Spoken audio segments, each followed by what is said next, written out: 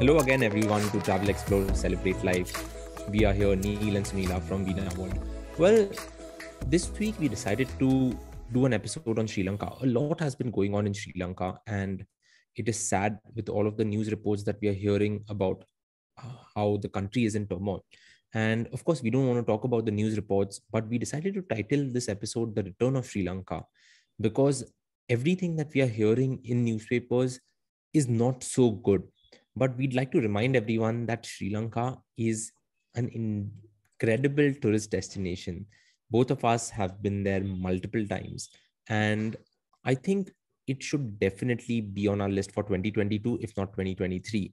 And in this episode of Travel, Explore, Celebrate Life, we just decided to recap what we know of Sri Lanka, what you can do in Sri Lanka. And of course, when we started Travel, Explore, Celebrate Life last year, our first 10 episodes included an episode on Sri Lanka. So we decided to do another episode on Sri Lanka, but this time talk about everything that the country offers. Sri Lanka offers great tea plantations, there's beaches, there's national parks, there's food, shopping, cricket is the main sport, a whole lot more. And you can just keep going, whether you want to go with family, you want to go on a group tour, whether you want to go as a corporate or you want to take a corporate tour, you can do that. And Sri Lanka is also famous as a destination for destination weddings. So a lot is happening.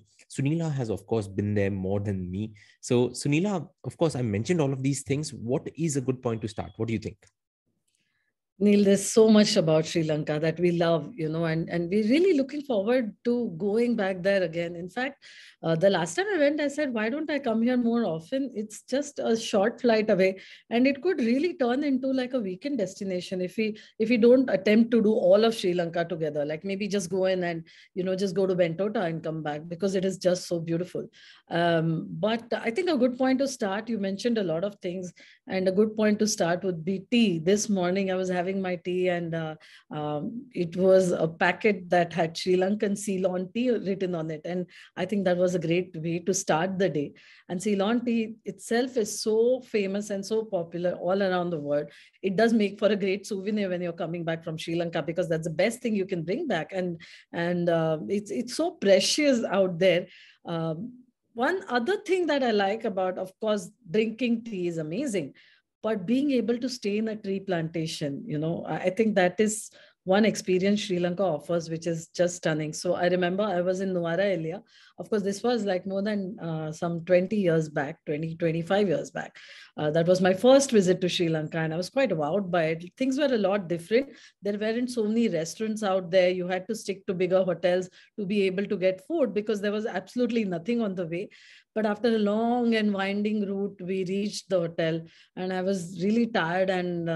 But once I reached the place, it was so refreshing because it was actually right inside a tea garden, a tea plantation, and the hotel itself was an actual tea factory. So you could stay in the tea factory, be there, see how tea is made, and experience all of that. So I think from there to something like the Tea Trails, which is by the Resplendent group of hotels, which is like a luxury cottages within the tea plantations, and undisturbed views of those beautiful green plantations, is just stunning.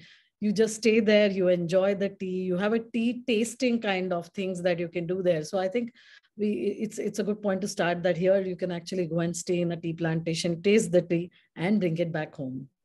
When I was in Sri Lanka and when we were in Kandy, we stayed at a place called Earl's Regency. And Yes. Earl's Regency, of course, is, I think, in the middle of a tea estate. And they have this high tea ritual at one of their restaurants called the Mountbatten House. And that really gives you a good view of the tea plantations all around. And, if, Sri Lanka is known to have weather where it's raining at least 6 months of the year, more than us, because it's south of India. And if you are in the clouds, it gives you a completely different perspective, right? So yeah, tea is great, and tea is a good starting point, I would say. So when you're doing a tea tour around Sri Lanka, of course, you can visit a lot of the tea factories, and you can, of course, visit a lot of the tea plantations. But is Kandy the only place that you would actually look for tea tours, or would Colombo also offer a few? Because I've read that Colombo also offers a fair few, and along with that, there is candy and then a few others. So what about that? Yeah, so Neil, Nuwara Elia, Kandy, and Colombo, all of these places would offer that. In fact, there are more. We really want to wait and see what happens post, once Sri Lanka reopens again. And I'm hopeful that it will happen soon, and we shall be able to go back there and taste these different things at different places. So there are, in fact, I would say that we've all visited Sri Lanka, but we've only touch the surface of what it can offer in terms of tourism. Like most of the itineraries that people would do would come into Colombo, go into, say, Kandy and Nuwara Elia, maybe Negombo, maybe Bentota. Some who are maybe coming in for the second time or who have a little more time, maybe they go up to Gaul. But there is so much more in this country that there is a lot that is yet to be discovered. So there are many different places that you can do that. And in Colombo itself, you can experience how the whole tea thing is. So if you go to Resplendent, they have this Dunkel tea experience where you can take a scenic walk there, go in for a hike, and just look at the photos, and it is enough to get you excited to go there. So there are lots of places and things to do that. Yeah. And then you mentioned Nuwara Elia. Nuwara Elia is called, I think, the world's end, right? Because of the Horton Plains. So it is often said that you have to enjoy a tuk-tuk ride in Nuwara Elia and you get an incredible view of just like the Horton Plains, as they call it. And you can often spot animals like the leopards or deer or something in the national park surrounding it. You mentioned Colombo also. Now, of course, Colombo is the place that we get into and get out of, because Colombo is one of the international airports. And if you look at the flights that are going into Sri Lanka, it's a 3-hour flight, if I'm not wrong, or even less than that. So in Colombo, what are the things that you would recommend doing? Actually, the number one item on my list in Colombo really is related to food. So the attraction for me was going into the Ministry of Crab. And this famous restaurant was put together by two famous cricketers, Kumar Sangakkara and Mahela Jayawardena, along with the chef Darshan Munidasa, who also went on to make two more restaurants, I think Nihon Bashi and Kama Sutra with Jacqueline Fernandez. But Ministry of Crab, the experience was just amazing. And what I really, really like, and I think it is so important for a seafood place to have that, is the philosophy of Ministry of Crab is that they don't refrigerate their crabs. Everything is super fresh. So they believe that freshness is the key, and they have a no freezer policy in their restaurant. So that itself for me was reason enough to go. And then they have these amazing sizes. So it starts off with like, do you want 500-gram, half kilo crab, what they call, or up to which one did you get? No, we were just two of us, so we had to stick to a small one. I went there with my daughter Sarah. So unfortunately, I was really wishing at that point that I had more people with me to share what is known as the Crabzilla, which is a 2 kg crab. And then you can taste these different kind of sauces and ingredients. So they make it the way you want. But it was the best meal I've had with crabs. So it was something really, really amazing. That's something for me really is number one on the list, because you must taste different food of Sri Lanka. And along with that, we also went into a very small local place, which was doing like something equivalent to our thali. And they did have a lot of vegetarian items there as well. But honestly, the non-veg is something that you should not miss. What I liked here was the kotu roti, which is like a paratha. So something that you get there, and a lot of their some very similar to our chutneys. And Sri Lankan food is very, very spicy. So hoppers or appam and stew, string hoppers is also something that you get, like which is like noodles which are made into an appam, or the proper hopper with maybe an egg hopper or a plain hopper, and then you can have it with curry. So it's a lot coastal food, right? So jackfruit and coconut and all of that. So actually for me, yes, along with all the other sites of Sri Lanka, and you can do your tour and you can go in and see the major sites, but food and shopping are two things that stand out when it comes to Colombo. Yeah, and especially like similar to what you said, like, Yeah. the seafood on the coast is Yes. incredible. And then the meat is also incredible as you go into the country, right? So of course I was going to suggest that even if you were two people, I would have gone and ordered two crabs, but maybe that would be being a little ambitious. But Colombo also has a main market that people often go to, right? And in the main market you can see different kinds of fish, and it's similar to experiencing what Sri Lankan culture is is actually like. You mentioned that of course coconut is a massive ingredient that is used in a lot of the food. And once I asked for, I don't know, like I often have this thing, I have tomato soup in random places in the world, but I had tomato soup in Colombo, and similar to Kerala, how they cook everything It's in coconut coconut. oil. In when tomato soups, you get the croutons, right?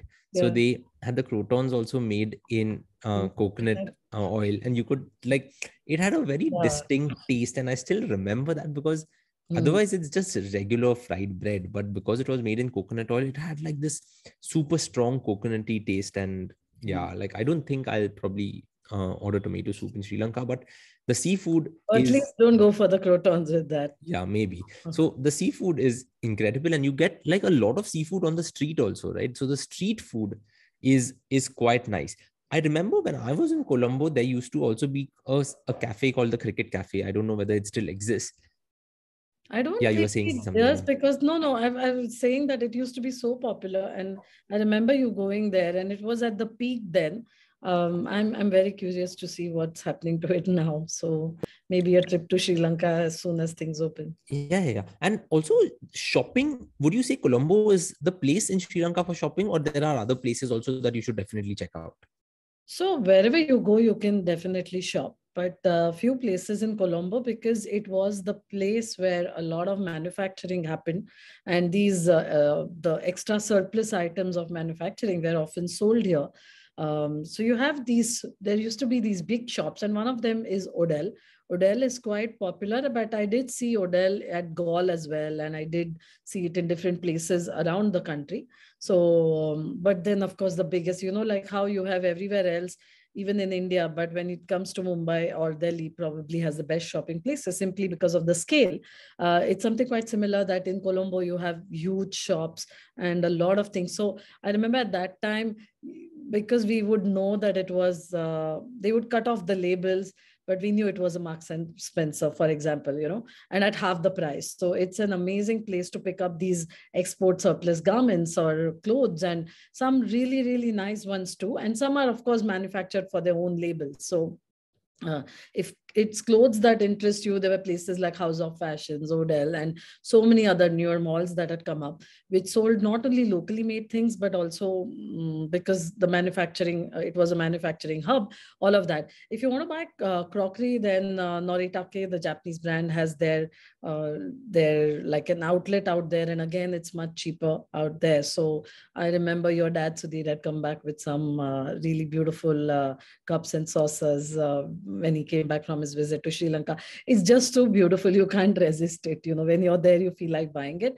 And along with that, of course, there are a lot of souvenirs, a lot of locally made things that you can pick up. So things made from coconut, things made from, I remember buying this cute little magnet which had the rickshaw on it, because the tuk-tuk or the rickshaw in Colombo is also it's considered as a symbol for them. So that was something quite special too. So I would say shopping, yes, do stop over and spend one day in Colombo just to shop. Another thing I love to pick up there, and of course, if you can experience thing, is Spa Ceylon. Spa Ceylon is this whole range of beautifully made cosmetics, and they smell so good. Like they are good. It's got that base of Ayurveda, but then it's quite modern. So you have a whole range of things that you can buy, body lotions and stuff like that. That works. And along with that, one of the other things that I like to do also when you go to, say, Kandy or Colombo, is to go into a spice village. So they have these small areas where they show you how the spices are made, because Sri Lanka is known for spices. So yes, you can buy spices there too, like cardamoms and cinnamon, and Sri Lankan cinnamon is supposed to be one of the best in the world. So a lot of these spices is what you can buy, but they do take you around, showing you how it is grown, where it is. but they also offer you some small treatments there. So if you have a headache, they have these oils and balms and stuff made out of these spices. You can also take small treatments right there, or even they just show you how those things work, and you can buy those Ayurvedic medicines when you're coming back. So Ayurveda is all across Sri Lanka and India. So, these naturally made medicines So, are something like because you're mentioning Ayurveda, and all of these experiences, would you also call Sri Lanka a spa destination or a wellness destination? Definitely, Neil. One, what do you want when you go to a spa destination is beautiful weather. You want beautiful locales, and you want some great treatment. And I think Sri Lanka ticks all of these boxes. There are many, many, many different places that you can go to get these treatments done. And similar to Kerala, they offer you 7 days, 14 days, and things like that. But of course, you can just go in and do it for 2 days or so. I had a chance to go to near Kandy, very close to Kandy, is Santani Wellness Spa and Resort. Just 12 cottages, simply stunning, very basic in terms of what was in the cottage. So, the luxury was not really about having the room was in the decor of the room. It was more about the location, because there was nothing in front of us, just pure greenery. And we did take some treatments out there. Everything is nature based, so it makes a lot of sense to get it done, and it really puts you in a very calm zone. So yeah, I would definitely say that Sri Lanka also fits in when you think of a wellness holiday, and there are many other resorts that offer that. So, one of our colleagues recently went for the Sri Lanka and Australia game in Sri Lanka. Mhm. And he came back saying that, oh, wow, like, we hear all of these reports of Sri Lanka going through all of this. But when I was there, it just didn't feel like that. And, like, from a tourist perspective, he was just enjoying. So he also mentioned that wellness tourism is not promoted as much in Sri Lanka, like in India, about Sri Lanka. So, like, Mm. I think that should also be thought of like a place where, you can just go and relax for the weekend. And because it's not far from India, it can be a weekend getaway, like you rightly said. Now, moving on, like you mentioned Kumar Sangakkara and Mahila Jayawardene when you were talking about the Ministry of Crap. So cricket is a big thing in Sri Lanka, and Sri Lanka has often been a cricket lover's paradise, because there used to be the cricket cafe, like I mentioned. We don't know whether it's still there, but there is also the cricket museum in Colombo, where, of course, Sri Lanka won the Cricket World Cup in 1996. And it's a country that loves cricket. Cricket brings everyone together in the country, and that's why we are seeing a lot of these nations touring Sri Lanka right now, because that is keeping the nation together. So, keeping that in mind, going for a cricket game to Sri Lanka should also be something that you should definitely consider. Because, of course, in India, you look at a cricket game, of course, there's IPL and all of that. But in Sri Lanka, there is people coming with their entire band, and then there's a lot of noise happening. The experience of that ground is also pretty good. So cricket should also be another reason why you should definitely consider going to Sri Lanka. And I think the next Cricket World Cup is actually in the Indian subcontinent again. So Sri Lanka may be a part of, should probably look that up. But would you also call Sri Lanka, Sunila, an adventure destination? Yes, definitely. Because there are lots of things that you can do. Maybe not so much adventure in terms of what you would do in, say, a country like New Zealand, but definitely soft adventure, yes. If you remember Kandalama, which had one of the best places, like I am just stunned by the hotels there, and Heritage Kandalama, which used to be called something else earlier, but this was also designed by the famous architect Jeffrey Baba. And the whole thought of the hotel was that you must live in nature. And I remember walking in, and they actually had like this rock just coming into the lobby, and they did not cut it, they just left it. So he said the whole idea is, if you take the hotel out, the mountain stays the way it was. So out there, Neil, you can do hot air ballooning. There are a lot of other activities. You can do safaris. There are so many national parks that you can do safaris in. So you have Yala National Park, you have Udawalawe National Park, and you can see wild elephants, you can see leopards. I'll let you talk, but then Kandalama, you mentioned it. Kandalama was the first hotel I ever went to, which had like this open bathroom where there is Yes. just like a window, and then there's just the forest. And I was like, oh my God, like, how can I shower here when there's like just a window over here and then you can just look into the forest. But now that I think about it, that forest was lush green, and Kandalama, I think, then had 3 infinity pools. As a kid, I was just like running around the hotel all of the time. So And one of those pools was a natural pool. I don't think you would have noticed it at that point, yeah, but probably not. it was a rock cut pool. So they just let the rock stay the way it was, and they just put water over it. And I think it was just so stunning to even think of it going back, that they've managed to keep it like that. And they had the vegetation just growing over the hotel. So if you like imagine like today's word, take a drone shot, you probably don't even see the hotel. You just see nature the way it was. So for me, that was really quite stunning. There are a lot of waterfalls that you can go hiking in Sri Lanka, and the coast. So the coast, like Mirisa, is again famous for whale watching, dolphin watching. At Bentota, you have the the turtle hatchery. So if you are in Colombo and you're going towards there, you can, if the timing is right, you can see little baby turtles coming out and hatching, and it's just stunning. So there's a lot of adventure, and definitely I think my next thing is to go to Yala National Park, because you can do some camping out there. You can do safaris out there, and there are some really amazing luxury properties too. So I would like to experience the both ends, like staying in a luxurious lodge, but also staying in a camp out there. So I think that's Yala's definitely on my. Yala's famous for the sloth bear, elephants, and leopards, if I'm not wrong. That's right. And That's staying right. within that forest would just well, if you just think about it, Yala is one of the top tourist attractions in Sri Lanka. If you actually want to go and live in the forest, and of course there are many other national parks also. Now you mentioned, Sunila, at the start of the regular or the main tourist I'm sorry, destinations. but before we go ahead, we mentioned adventure, and I forgot to mention scuba diving is Oh yeah. also a big part in Sri Lanka. So that's something, snorkeling, of course, but if someone wants to go scuba diving, Sri Lanka is also a good part. So then there will be Let me continue. there'll Yeah. be treks, hiking, scuba diving, Surfing, surfing, surfing. dolphin watching. Four-wheel driving is also something that some places offer.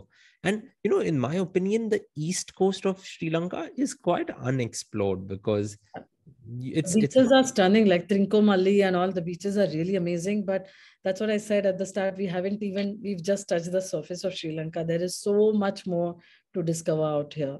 yeah. So, yeah. I think every time, one advice I give, I've had some of my friends who have actually been there for a corporate tour or like a school retreat. I've always tried to tell them that, okay, try to extend your holiday and go and check out one city and just try to stay there. And I think Sri Lanka does offer that, so should probably start exploring more of it, is what I would say. But there's also the elephants, right? And elephants form a large part of the culture. I remember visiting an elephant orphanage where you are just sitting at a cafe, and then the elephants go out into the river, and they just like have a nice bath and all of that. So elephants form a big part of the culture, right? So, a very big part of the culture, and they are almost sacred out there. And yes, in Pinavela Elephant Orphanage, which is quite close to Colombo. So, for a lot of people, the first thing that they do is when they land into Colombo, if the flight is early in the morning and you don't have your check in until afternoon, then you go and see the Pinavela Elephant Orphanage, and you can actually see the elephants playing out there. You can time your tour, and also see them going and taking like elephant bathing in the river. So it's quite sweet. And like you said, you can just sit in the cafe and watch all these elephants out there. I remember the coffee shop had this, and the souvenir shop had paper that was made from elephant dung. So they said this is really something quite, you can actually buy elephant dung out there, but they use it, and sustainability at its best, it's turned into so small books and things that you can pick up out there. That is something. Elephant safaris are something that you can do in the south. So yeah, the elephants are a big part of Sri Lanka. And what I just remembered, we were talking about hikes and treks because we are talking about what is great in Sri Lanka, and all of these points are coming to you. Sri Lanka has a lot of these mountains. Of course, there's Little Adams Peak and all of that. But every city you go to, you will have a viewpoint. Like Yeah. if you go into Gaul, there'll be the Gaul Fort Lighthouse. That will be a viewpoint. You go into Kandy, the Kandy will have a viewpoint called Kandy Viewpoint. There are multiple places that will give you a good viewpoint. And because most of these cities are located on the beach, the viewpoint offers you a great like way to understand that entire city, and where you've been to and where you haven't been to.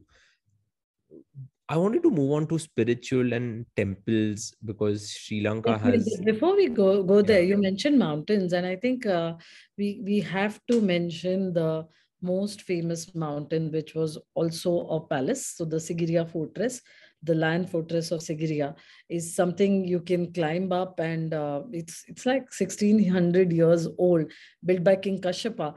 And just when you actually reach there, you think of the, how did they manage to build this high up? I mean, you went, now there are steps, we climb up easily, we go up there, and it was his private residence, and it was like a proper complete city up there. So it's something which is so beautiful. And I remember walking up, and then midway there are caves where you can then see Buddhist monks have made their frescoes on the wall. So that's something that definitely you should try and do if you can, near Dambulla. And to go up there, I would say reaching early in the morning makes sense, because later on the sun is also harsh, and of course it gets crowded. So the view from the top is just stunning.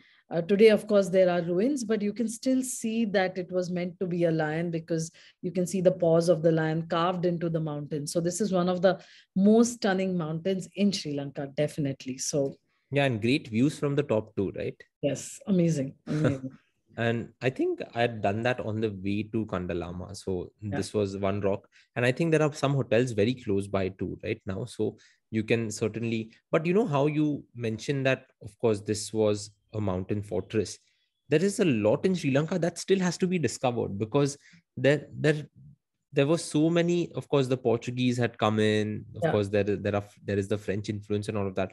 But if you look centuries back, everything hasn't been discovered. So there's so much more to discover in the central part of Sri Lanka, that like we are just seeing the tip of the iceberg, in my opinion. And when you are talking about discovering things, many of these temples that you'll find in Sri Lanka are also like discovered. And one of the biggest or most important places of Buddhism, I think, is that Tooth Relic temple that you can see, right? And if I'm not wrong, I was again reading about it, like refreshing on what it actually meant. But the temple is like a Buddhist temple in the city of Kandy, and but it is located in the royal palace. Have you been there? Yes, Neil, it's really beautiful, and it's all white. Like when you go there, I think that color adds to the peace. You really feel a sense of calm and peace in the temple, and that's why we go to the temples, right? So this was one place where everything was so peaceful and so pretty. So it was in the royal palace. It's completely white. So it's everything. The whole structure is white in color, and then you go in, and there are different halls. So and it's quite beautiful. So you will end up spending some time there. So definitely keep some time in your itinerary for that. When we went to Kandy, we visited this temple. There were lotus flowers that you could, purchase and offer as an offering. You do sit there. They show you the entire golden complex within, like they have a golden chamber which is within the royal palace. So it's quite nice. So one part of it, yes, is the royal palace, but then you have the temple. So it's a good mix of things, and you do end up spending a lot of time there, and it makes for really pretty pictures too, like when you come out and you can take a lot of photos there. So it was quite interesting.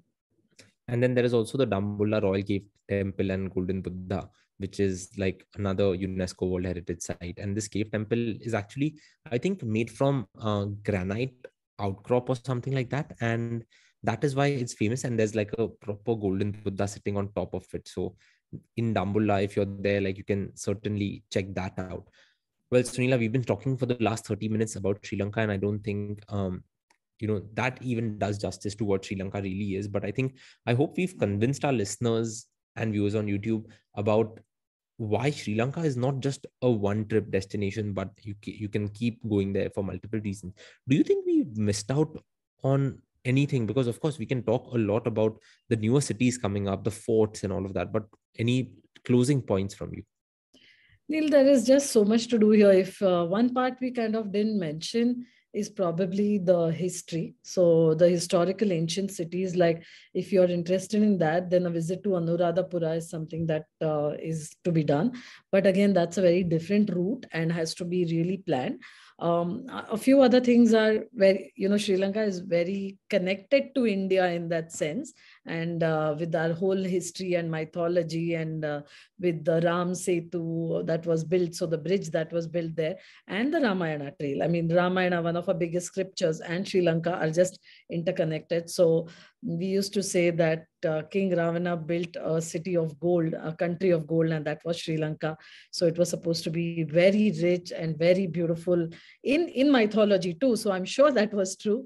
And we can, once we go there, for followers of Ramayana, you can actually do the whole Ramayana trail that takes you to the Sita Amman temple, the Hikadua waterfalls, and a lot of other tourist places. So India and Sri Lanka are connected, and definitely will always continue to be. I mean, they are our closest neighbors. So, they're just a hop away. And I'm sure things will be back soon to where they were, or maybe even better. And we can make different trips. One thing I'd really suggest is to not think of Sri Lanka as a one-time destination. One, it's so close, and you gave us so many reasons, right? You were speaking of cricket too. So you could go there for a cricket match, you go there for business, stay back, go there for the beaches, go there for adventure or to the south, and then go back and discover the other places in the north or the east, like which we've missed out on. So I think there are many reasons to go to Sri Lanka, and definitely we should look at maybe a trip every 1 year, 2 years or something. That's also possible with different things to do. Indeed. And small note to all of our friends in Sri Lanka. Hope you're safe and hope you're doing fine. We'll be there soon. So take care of yourself. But everyone, thank you so much for tuning in to Travel Explore Celebrate Life. This is Neil and Sunila signing off. We will see you next week. Bye. Bye.